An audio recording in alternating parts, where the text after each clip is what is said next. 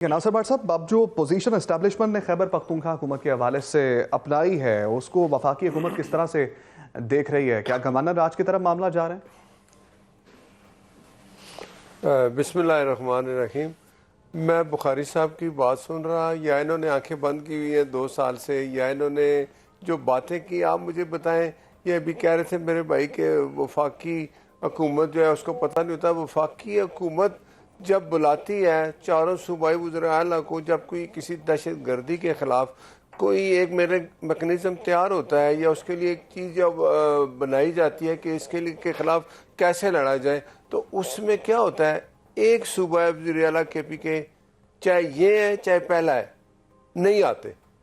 वो आते ही नहीं, उसमें शामिल नहीं होते। दहशत गर्दी के ख़िलाफ़ कोई जब एक मनसूबा तैयार किया जाता है, उसमें चारों सूबों को बुलाया जाता है और उनको एतमाद में लिया जाता है, तो ये नहीं आते।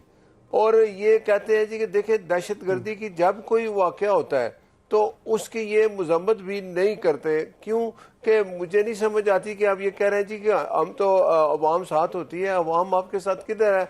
अवाम आपके साथ होती तो आप KPK का ज़िमनी इलेक्शन हारते।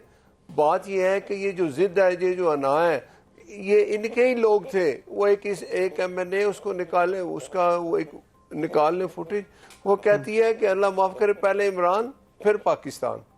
तो इनका जो रवैया है, अब देखें ना, अब मुझे बताएं कि जब एक मुल्क जंग लड़ रहा है अपने दहशत गर्दी के ख़िलाफ़, उसमें क्या किसी सियासी जमात कोई ऐसी आपने देखी है किसी मुल्क में कि वो अलग खड़ी हो जाए, वो उन दहशत गर्दों के लिए बात करे? इनका एक ट्रैक रिकॉर्ड देख लें। ये वही लोग हैं जब वो कतर में एक मुआहदे करके, ये जब प्राइम मिनिस्टर मुसल्लत हुआ था तो उन लोगों को छुड़ाया, आपके सामने है। बात यह है कि अब भी अगर इनको समझ नहीं आ रही तो अब एक इदारे ने खुल के ये बात कर दी कि दहशत गर्दी के ख़िलाफ़ लड़ना जो है वो एक मनसूबा होता है, एक टीम होती है। पाकिस्तान का वज़ीर-ए-आज़म या वज़ीर-ए-आला को जब बुलाया जाता है, एक उसके लिए जब एक कोई तरीक़ाकार तय किया जाता है, तो उसमें अगर एक सूबे का वज़ीर-ए-आला ना आए और उसके बाद वो बयान भी दे कि नहीं जी नहीं, हमें तो पूछा ही नहीं, हमें तो पता ही नहीं, कोई दहशत गर्दी नहीं है, तो इस तरह के हालात अगर आप पैदा करेंगे और आप समझें कि आप बड़ा अच्छा काम कर रहे हैं, तो 2 साल से तो यही कर रहे हैं। ये आज भी मुझे बताएं कि आज भी अगर ये कह दें, देखें ये एक ऐसी जमात है जो अपनी फोर्सेस पे हमले करती है। आप इनको देखें 2 साल से ये जो लोग जिनको सुना, उन्होंने क्या किया है? उन्होंने GHQ पे हमला किया है, उन्होंने 9 मई किया है, वो चले गए हैं रेड जोन में जहां हाई कोर्ट ने रोका कि नहीं जाना। ये लोग, मैं ये बात बार बार इसलिए दोहराता हूँ कि इनको ये समझ आनी चाहिए। ये समझते हैं कि लोगों को पता नहीं है, दुनिया क्या पाकिस्तान के हर बच्चे को पता है कि ये लोगों ने 9 मई किया। ये दहशत गर्दी के खिलाफ जब कोई इस तरह की एक पॉलिसी बनाई गई, एक वाहिद सूबा है जिसने इनकार किया है, उसका वज़ीर-ए-आला चाहे ये है चाहे गंडापुर है, वो इसकी हमेशा मुखालफत करते हैं और शामिल भी नहीं होते। आप ये देखें। और ये मैं आपको एक बात बता दूं, जितने लोग पकड़े गए जिनको सजाएं हुई, वो किस जमात से तल्लुक रखते हैं? PTI से। अभी देखें, आपने कहा कि इनके जो अपोजिशन है उसके साथ बैठ के बात करें, इनकी नीयत ही नहीं ठीक। इस पार्टी में कोई ऐसा बंदा नहीं था कि ये अपोजिशन हुकूमत के साथ बैठ के बात करते हैं। इन्होंने महमूद खान अचकज़ई को रख लिया, इन्होंने राजा नासिर अब्बास को रख लिया जिसका PTI से तल्लुक नहीं है। ठीक है बुखारी साहब, सवाल ये है कि मतलब आप लोग मुज़ाकरात में भी नहीं बैठते हैं, बुखारी साहब मुज़ाकरात में भी नहीं बैठते हैं, फिर आज की प्रेस कॉन्फ्रेंस को कर लिया जाए तो तमाम तर इल्ज़ामात आपके अगेंस्ट हैं, और फिर सोशल मीडिया पर जो PTI की जानिब से हर्जा सराई की जाती है इदारों के खिलाफ, मुल्क के खिलाफ, उसको देखते हुए आपको नहीं लगता कि हर चीज़ आपके अगेंस्ट जा रही है? आपको अपना इमेज ठीक करना चाहिए, इमेज बिल्ड करके एक अच्छी जमात के तौर पर सामने आना चाहिए जो मुल्क के साथ मोहब्बत करे, अवाम के साथ मोहब्बत करे, ना सिर्फ एक लीडर के साथ मोहब्बत करे। मैं एक चीज़ आपको बताऊं कि हम भी थोड़ा सा हिस्ट्री के स्टूडेंट हैं। हमने इससे भयानक इल्ज़ाम जो है ना उन पार्टियों पे देखे जो आज हुकूमत में बैठे हुए हैं। आप जो 77 में जब coup और 79 में जुल्फ़िकार अली भुट्टो को जब फांसी लगाई गई, उसके बाद जो जनरल ज़िया-उल हक साहब की रजीम थी, जिसका हिस्सा थे मियां नवाज शरीफ साहब भी, जो उस टाइम उन्होंने पीपल्स पार्टी के ऊपर इल्ज़ाम लगाए, त्यारा, अगवा, बगावत, सारी ये चीज़ें आप देख लें। वो पूरा जेट सवारियों वाला पैसेंजर प्लेन पूरा अगवा करके मीर मुर्जा भुट्टो से लेके और दहशतगर्द और जुल्फ़िकार और पता नहीं क्या क्या हम सुनते आए। दैन उसके बाद नवाज शरीफ साहब का दौर आ गया 99 के अंदर, परवेज मुशर्रफ साहब ने जब कू किया। तो उसके बाद जो मियाँ साहब पे अगवा और ये जो आपका टेररिज्म केस था, जिसको हम कहते हैं गद्दारी केस, सारे तो इन्होंने भुगते हुए हैं ना, ये तो सारे होके आए हुए उसके अंदर से। देन उसके बाद फिर पनामा तक पहुंच गए। तो ये ऐसी चीजें कोई भी नहीं है जो अभी बैठे हुए दोनों पार्टियां जो इनके ऊपर इल्जाम नहीं थे या बहुत दूध के धुले हुए थे या इनके ऊपर ऐसे मामलात नहीं थे।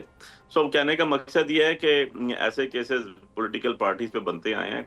मकसद ये है कि मुल्क को आगे कैसे लेके जाना है, और मुल्क की सबसे ज्यादा जिसको हमायत याफ्ता, अवामी हमायत याफ्ता पार्टी है, वो कौन सी है? तो वो सिर्फ एक है, और उसका नाम है पाकिस्तान तहरीक इंसाफ।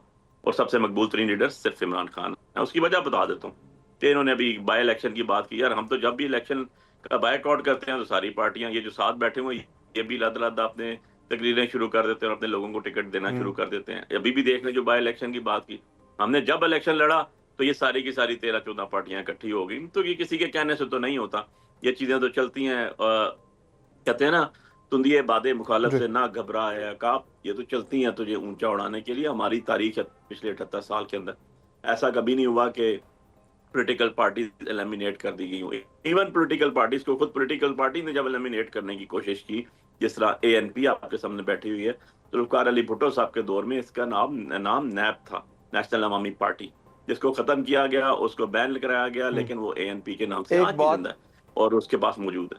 सो बात यह है कि ये सारी चीजें बुखारी साहब कहने को बुखारी साहब आपकी बात से, आपकी ही बात से बताएं जिसने GHQ पे हमला किया है, एक नाम बताएं कि सियासी जमात है जिसने जाके कोर कमांडर के घर को जलाया है। एक सियासी जमात का नाम बताएं, पाकिस्तान की कोई ऐसी सियासी जमात का नाम बताएं जिसने हिंदुस्तान के मेरा सवाल भट्ट साहब ने कर दिया हो जाए तो फिर इमरान खान बाहर आ जाएगा। जरा अपनी तारीफ ठीक कर, जवाब ले लें,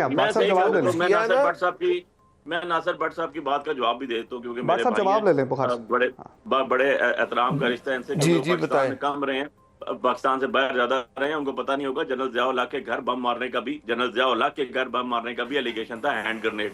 और इससे आगे चले जाए, लेटेस्ट बता देता हूँ, 1999 में जो नवाज शरीफ साहब के ऊपर इल्जाम था वो GHQ का नहीं था, वो सिटिंग आर्मी चीफ के जहाज को उधर ले जाने के किसी और मुल्क पे। बुखारी साहब बदला क्या है फिर? बुखारी साहब बदला क्या है? देखिए मैं थोड़ा बदला क्या है? बदला आप लोगों ने तो बदलाव करना था ना, नई चीज करनी थी। आप अगर हिस्ट्री के स्टूडेंट हैं तो हिस्ट्री से कुछ बदलाव आगे लेके आए ना। आप तो वही चीजें बता रहे हैं कि जो उन्होंने किया हम भी वही करेंगे, हमारा वक्त भी आएगा। बिल्कुल भी नहीं, हमने बिल्कुल वैसा नहीं किया। हमने आपकी बातों से ये लग रहा है कि आप कहना चाह रहे हैं कि हमारा भी वक्त आना है, हम ऐसे ही रहेंगे, हम तनकीद करेंगे, हम फौज पे तनकीद करेंगे, इदारों पे तनकीद करेंगे, हुकूमत पे तनकीद करेंगे। वक्त तो आना ही आना है जिस तरह दूसरी पार्टीज का है। देखिए बात यह है कि अब मैंने तो बड़ा चुन के अल्फाज का चुनाव किया, मेरी बात का मतलब बड़ा सिंपल सी मैंने बात की है। मैंने कोई रॉकेट साइंस या केमिस्ट्री फिजिक्स की बात नहीं की, बड़ा 2+2 4 की बात की है मैंने। और मैं ये भी बताता चलूँ आपको कि मेरा ही लीडर वो इमरान खान है जिसने जेल के अंदर बैठ के, ये जो मई के अंदर इंडिया के साथ जब जंग गई, सबसे पहले उसने कहा कि अपने सारे लोग अपने फौज के पीछे खड़े हो जाओ। आज तक मियां नवाज शरीफ साहब की एक स्टेटमेंट आई है मोदी के अगेंस्ट, इंडिया के अगेंस्ट? एक स्टेटमेंट दिखा दें मुझे। मई के बाद से आज जनवरी आ चुका है भाई, नहीं है, ऑन रिकॉर्ड। भट्ट साहब से पूछ लेते हैं। भट्ट साहब बता दीजिए, भट्ट साहब ने आपसे सवाल किया, आप भट्ट साहब से पूछ लेते हैं। बुखारी साहब आप मेरी बात सुने, मुझे बताएं वो अलीमा खान कौन है जिसे हिंदुस्तानी मीडिया को इंटरव्यू दिया, वो कौन है, किसकी बहन है? और दूसरी बात सुने, ये अभी जो हुकूमत है ना मुस्लिम लीग नून की और सब मिलकर जो जमाते हैं, नून का जितना भी कोई भी अगर सामने कोई चीज आती है, कोई फैसला होता है, वो मियां नवाज शरीफ का होता है। चाहे वो शहबाज शरीफ साहब हैं, चाहे वो मरियम नवाज शरीफ साहब हैं। ये जितना हुआ ना, अभी आपको बता देता हूँ आप में और हम में क्या फर्क है। जब अभिनंदन आया था ना, जब आपका वो नाम ने वज़ीर आज़म बना, सुने मुसल्लत हुआ था, तो सुन ले जरा, अब जरा खामोशी से बात सुने मेरी। तो उस वक्त क्या हुआ था, उस वक्त अपोजिशन लीडर थे शहबाज शरीफ साहब। उन्होंने कहा कि इमरान साहब आप वज़ीर आज़म हैं, अभिनंदन, हिंदुस्तान ने जो कुछ किया है आप फैसला करें कि उनके साथ आपने क्या सलूक करना है, हम आपके साथ हैं। तो इसने कहा था क्या मैं हमला कर दूं? और वही जो कहते थे हमारे टैंकों में पेट्रोल नहीं है, जब अब हिंदुस्तान ने ये किया तो ये लीडर था मियां नवाज शरीफ, उसकी जमात है जिसका भाई वज़ीर आज़म है, उसने और बाकी जो हमारे साथ हुकूमती जमातें हैं, उन्होंने फैसला किया कि पकड़ो इनको, हिंदुस्तान को मारो। फिर हमारे जो आर्मी चीफ आसिम मुनीर हैं, उन्होंने फिर वो ऐसी स्ट्रैटेजी बनाई कि हिंदुस्तान को पिछले 70 साल का बदला भी हमने दे दिया और वो भागा अमेरिका के पास का। ये फर्क है हम में और आप में। आप अगर मुहब्बे वतन होते तो आप कभी भी अपनी फोर्सेस पे हमले ना करते। अच्छा, सिंपल मुझे करते आज मुझे एक सियासी जमात बताएं, करना चाहता हूँ, एक सियासी जमात बताएं जिसने GHQ पे हमला किया है और या जिसने कोर कमांडर, ये एक वाहिद ऐसी है, आप सियासी जमात नहीं है, आप मुसल्लत किए गए हैं। अब आपका हाल वही है, अगर आपने अपना रवैया ना बदला तो आपके साथ इससे ज्यादा सख्ती से निपटा जाएगा। देखिए बस मैं सिर्फ आपके, अच्छा बुखारी साहब क्विकली बता दीजिए बेहतर कैसे होगा। 2 सेकंड ऐड कर जी।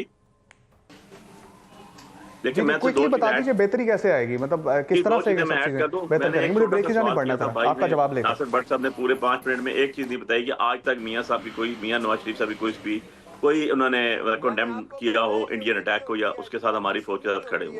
सिंपल सी बात पूछी, सिंपल सा जवाब था जिसका जवाब आज इनके पास नहीं। हर मशवरा मियां नवाज शरीफ से लिया जाता है। दूसरी बात इससे ज्यादा मैं आपको क्या बताऊं। शरीफ साहब ने भाई अपनी कब्र में जाना है। मियां साहब आपके लीडर है, 4 दफा आप कहते हैं वज़ीर आज़म है वो, और उसको अगर फारग करना और आप वाला तो जिस चोरी में बंद है ना, तो पहले उसका जाके अदालत से जाके अपनी बेगुनाही साबित करें, वरना 14 साल इधर ही रहेगा वो। बता दूं, ठीक है ना, आपने अपने रवैये ना बदले और आप इसी तरीके से चलते रहे तो फिर आपको वही, आपका हाल वही होना है जो काफी का हुआ है। ठीक है भट्ट साहब, और मुसल्लत रहे थे 10 साल, मुशर्रफ उनके पीछे था। क्या हुआ है कि आप उसके बाद 2 बंदे नहीं है। अब आप भी अगर नहीं बदलेंगे, नहीं समझेंगे तो फिर आपका हाल यही होना है जो काफी का हुआ है। भट्ट साहब पता नहीं क्या चाहते हैं।